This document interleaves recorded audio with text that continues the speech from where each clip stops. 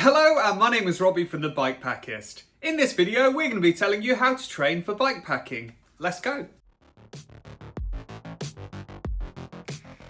Before we start, why is it important to train for bikepacking? So in my career, beating many other bikepackers, I've found there's two different types of people. Ones that just jump on a bike and go crazy, and ones that train and prepare for their adventures. The ones that go crazy typically only finish very few adventures and also don't have an amazing time. The ones that train and prepare seem to have much better adventures and enjoy the journey so much more. So when it comes to training for bikepacking, there's three things that I think are really important. Number one, physical preparation. Two, mental preparation. And three, experience. In this video today, we're going to be discussing all of them. Let's start with physical preparation. So to get the most out of a bikepacking adventure, you want to be physically strong and conditioned, ready to ride big miles. So here's a few different kinds of sessions that I recommend you do. So firstly, we have low intensity sessions. This is where your heart rate needs to be between 55 to 70% of your max, and you're generally going to spend between 4 and 8 hours in the saddle. These sessions are really valuable because they get you used to being on the bike for long periods of time, and it also teaches you how to ride at a nice slow pace. Then you have medium intensity sessions. This is where your heart rate is between 70 to 80% of your max, and you're going to be here for roughly 2 to 4 hours. These sessions are excellent because not only do they help promote your endurance, but they also build leg strength really well. And then we have high power sessions. This is where you're going to be between 80 and 95% of your max heart rate. This is where you're going to build all your power, and it's going to help you work at really high intensities, ideal for when you're coming to steep climbs and you've got loads of luggage on your bike. And finally, we have functional sessions. This is the one I see bikepackers neglect the most. So a functional session is going to be off the bike. It's typically going to be doing some strength and conditioning or some stretching. I think it's really valuable to do some squats, lunges, some planks to really build up that strength in the legs and also the core. The difference it makes when you go bikepacking is huge. So if you really want to be physically prepared for bikepacking, then doing a mix of these sessions in your training is going to go a really long way. So the top comment of this video is going to lead you to my website. There I've devised 3 different training plans. One for someone that's getting race ready, someone who's a beginner, and someone who doesn't have much time to train and is mainly just free at the weekends. So if you are really serious about getting in great physical shape for a bikepacking event, I highly recommend going and having a look at these training plans. It is important to remember they are very generic.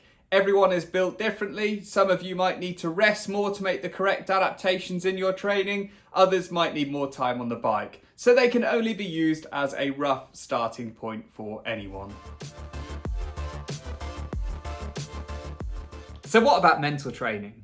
So when I first started bikepacking, I was strong in the legs, but not in the head. I really wish I'd known these ways of training myself before going on my first few long distance trips. So the first thing I recommend when it comes to mental training is to practice positive thinking. So when you go bikepacking, you're going to have some amazing days. You're also going to have some pretty awful ones too. You could have 15 punches, a really nasty headwind and a storm coming in, but there's no point sitting around being negative about it. Those things are out of your control, but your attitude towards them is in your control. So be positive, laugh it off, and just get on with it. So the next thing you need to practice is problem solving. When you go bikepacking, you will come across problems. Your bike could break in a weird way, you could pick up a funny injury, whatever it may be. You really need to get into the process of not worrying about it, not stressing, but just thinking, what's the problem and what are my solutions to fix this problem? It can be really difficult to do when you're in the heat of the moment, you're feeling all emotional because you're tired and you've done loads of miles on the bike. but you really need to practice just thinking, what's the problem I have here? And what are the solutions to fix it?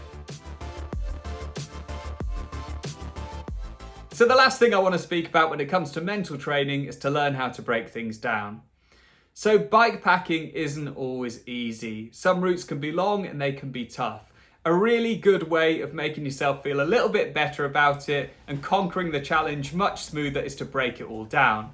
A good example is I went into a race called the Race Around the Netherlands a few years ago, and it was 1,200 miles. I didn't see it like that. I saw it as 1,200-mile bike rides. And for me, that was so much easier to process because I would get one done, start on the second, get the second done, start on the third. And for me, this just meant I could mentally get my head around it much better than thinking, oh my God, I need to ride 1,200 miles.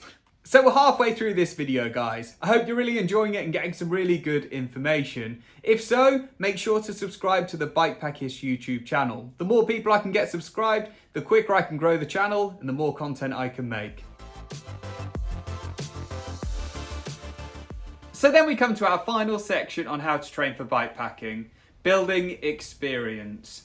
So I know some amazing bikepackers, and it's not because they're physically strong or super mentally tough. It's because they're just very experienced. So a good part of training should be building your experience up, and this is how you do it. So the first thing I recommend doing is going on some micro adventures. It is tempting just to pack your bike up and go away for a week in the middle of nowhere, but that doesn't always work out so well. When I first started, I decided that I was going to do some overnighters which were fairly close to home. It gave me a chance to get used to feel all the gear on my bike, it helped me learn how to sleep in the wilderness, and also it just gave me a lot of confidence for the bigger trips that I was going on later. I highly recommend doing small micro adventures, building up to the bigger stuff later. So next I recommend to do some day challenges. So if you really want to get a feel for bikepacking, then do some really epic days on the bike. Not only is it going to help you get used to the feeling of having really tired legs, but it's also going to build you really strong mentally, ready for the big miles when you go away. And finally, we have adventure with others. So when I first started bikepacking, I didn't even have friends that were into cycling. I had to learn a lot of things the hard way.